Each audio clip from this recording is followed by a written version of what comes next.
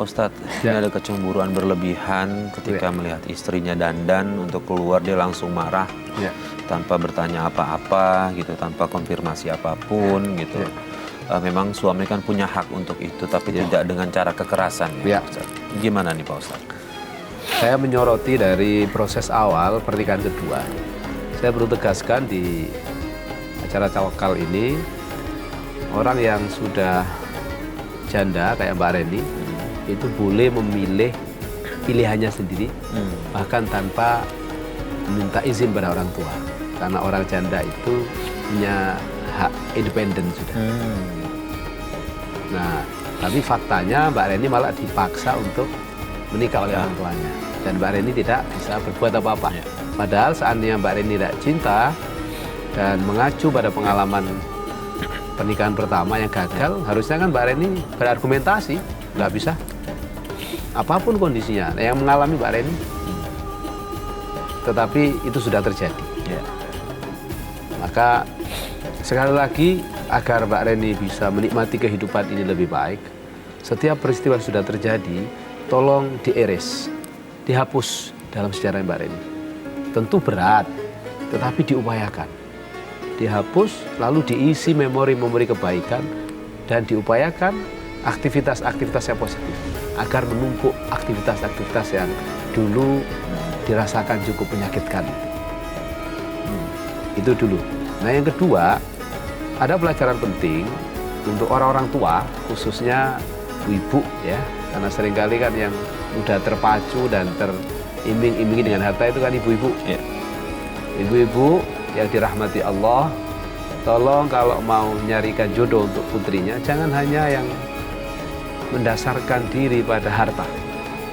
Karena sekali lagi, yang hanya mendasarkan diri pada harta pasti akan celaka. Karena itu bagian dari hubbud dunya. Tapi cari yang berakhlak, yang agamanya bagus, Mas Farid. Kalau agamanya bagus, nggak berharta pun akan punya harta. Tapi kalau hartanya banyak tapi tidak berakhlak, tidak punya agama, bisa rusak dan bisa hancur, bisa bangkrut, bisa habis hartanya. Jadi peristiwa yang dialami oleh Mbak Reni yang merasa tersiksa karena tanda kutip dijual oleh orang tuanya gara-gara dikasih motor yang hanya 20 juta. Nah, ini menjadi pelajaran juga untuk kita, Mas Farid, untuk pemirsa. Jangan mudah percaya dengan orang-orang yang membual janji, yang gampang obral janji. Biasanya orang yang suka berjanji, obral janji, membual itu adalah tong kosong nyaring bunyinya. Karena kalau orang benar, orang yang hakiki, itu biasanya nggak banyak ngomong, nggak banyak janji. Kelihatannya sepele, kelihatannya sederhana, tapi mantep, paten. Tapi orang yang sok-sokan itu biasanya itu yang sangat mudah untuk tergelincir. Nah Mbak Reni, suaminya Mbak Reni seminggu biasanya berapa kali dia nggak pulang? Paling seminggu tuh cuma pulang sekali 2 kali. Oh, justru cuma pulangnya sekali 2 kali dalam seminggu. Saya pernah waktu itu ya, kan anak saya kayak punya penyakit gitu, Mas. Dia tuh gak suka kalau ngelihat, kalau dengar suara sholawat, suara azan. Saya berobat ke tabib gitu kan, ke orang pinter. Saya sambil konsultasi, suami saya itu, saya udah datangin 4 orang pintar.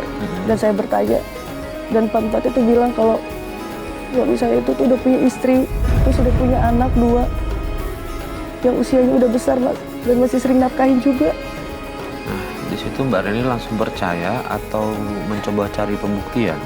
Saya cari pembuktian dengan cara kayak saya tuh minta tinggal bareng sama dia biar bisa terus sama-sama sama dia tuh.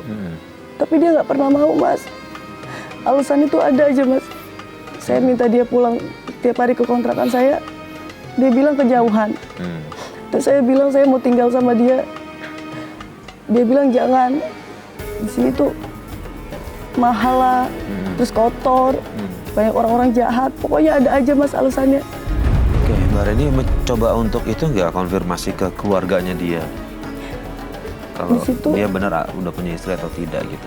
Masalahnya saya nggak boleh, Mas, berhubungan sama keluarganya dia, terus nggak boleh juga ke rumahnya dia. Saya tuh ngerasa berumah tangga sama dia juga kayak sembunyi-sembunyi. Kayak banyak yang ditutupin dan banyak yang nggak jujur. Ya, Mbak Reni, saya mau tanya satu aja yang terakhir. Perlakuan kasar apa sih yang pernah dilakukan suami Mbak Reni ke Mbak Reni sampai Mbak Reni nggak kuat sampai sekarang? Dia tuh pinter muter balikin fakta, Mas. Waktu itu, jadi orang tua saya datang ke rumah saya kan. Itu setelah saya habis berantem sama suami saya. Saya berantem juga karena dia yang menghina masakan saya, Mas. Dia yang marah, dia yang pukulin saya, dia yang jidotin saya, dia yang cekek saya. Tapi pas orang tua saya datang, dia melakukan hal sebaliknya, Mas. Dia mencakar pipinya, terus dia robekin bajunya, terus dia bilang sama orang tua saya kalau saya yang ngelakuin itu semua dan saya marah-marahin dia, Mas. Reni, Ren, aku lapar, Ren. Iya, Bang. Iya, Bang. Kamu tuh ya, kalau dipanggil tuh bisa cepat nggak? Iya, maaf.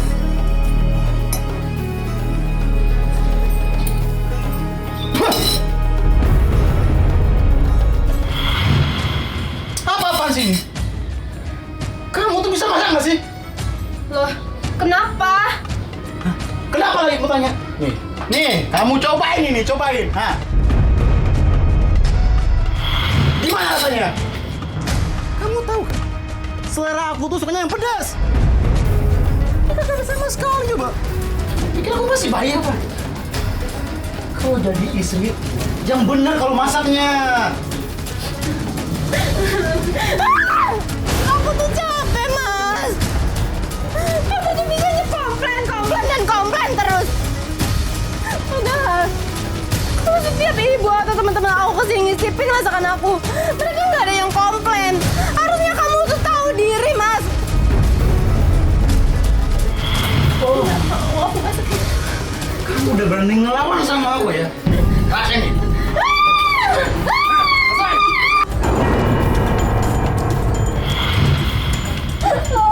Rasain.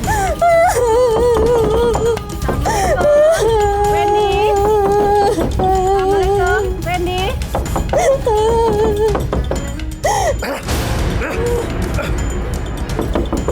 Assalamualaikum, Wendy.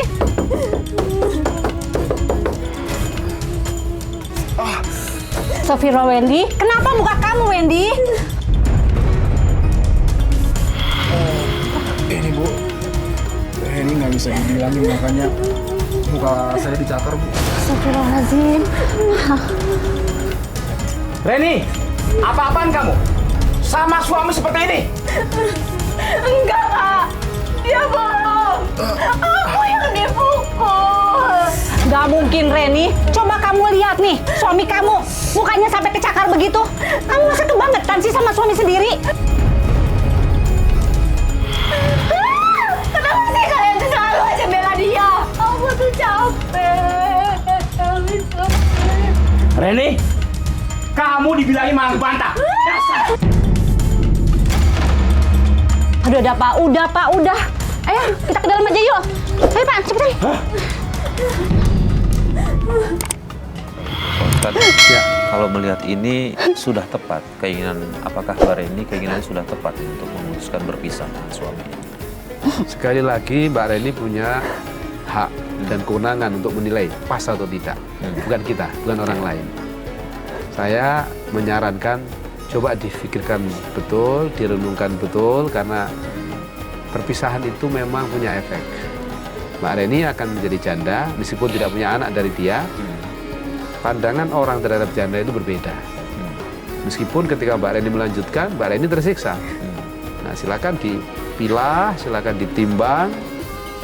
Insya Allah kalau memilah dan menimbangnya itu sambil bersandar kepada Allah akan diberikan solusi. Maka bahasa agamanya istikharah lah, sholat istikharah, minta petunjuk kepada Allah. Yang kedua, kalau melihat ceritanya suami yang sudah jahat, suka mutar balikan fakta, artinya kan suka fitnah ini. Memang tidak ada yang bisa diharapkan lagi. Tapi untuk ke depan kalau Mbak Reni mau menikah lagi, tolong 2 pelajaran berharga ini betul-betul dipegang. Jangan asal ingin cepat-cepat lalu kemudian asal dapat langsung dibungkus misalnya. Tapi harus betul-betul mengambil hikmah dan pelajaran dari 2 kejadian suami pertama dan suami kedua sambil terus berdoa Mbak Reni. Jadi tidak usah sedih lagi sekarang. Saya kira masalahnya sudah terang. Tinggal Mbak Reni mengendapkan diri, mengendapkan hati sambil mendekatkan diri kepada Allah. Insya Allah solusi akan dikirimkan.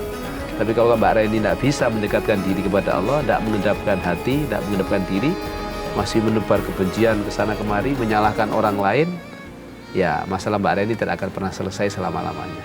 Padahal Mbak Reni masih muda, umur kita masih panjang, dan masa depan masih sangat mungkin. Bukan tidak mungkin kalau Mbak Reni memperbaiki diri sekarang, Mbak Reni akan menjadi sesuatu, menjadi seseorang yang jauh di luar dugaan Mbak Reni. Apakah menjadi pebisnis atau menjadi tokoh pergerakan di bidang perlindungan anak dan perempuan atau apapun. Dunia masih sangat panjang. Jadi jangan disia-siakan waktu itu hanya untuk menyesali dan meratapi kejadian masa lalu yang kelam itu. Tetaplah berharap rahmat Allah karena rahmat Allah begitu luas. Baik, terima kasih Pak Ustadz atas semua nasihatnya. Mbak Reni mudah-mudahan apa yang disampaikan Pak Ustadz, Mbak Reni bisa jalankan, coba diperkuat lagi dengan cara sholat istiqoroh, diperyakinkan lagi karena memang kita berdua nggak punya hak untuk meminta Mbak Reni berpisah, bercerai dengan suami, kembali semua